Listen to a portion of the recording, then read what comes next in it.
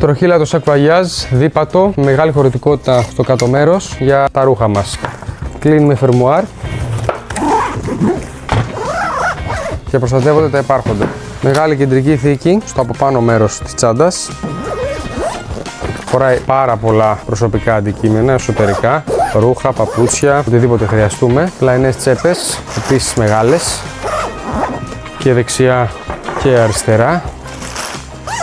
Πάτος για καλύτερη στήριξη, προστατευτικά στις ρόδες και στο κάτω μέρος της τσάντας και σύστημα για να μπορούμε να το κυλάμε άνετα. Μεγάλο τροχήλατο σακβαγιάζ, διαστάσεις 75-56-59 και κιλά 3,2. Μεσαίου μεγέθους 2,9 κιλά, 73 λίτρα και διαστάσεις 65-32-35. Μικρό τροχήλατο σακβαγιάζ 2,5 κιλά, διαστάσεις 55-28-31.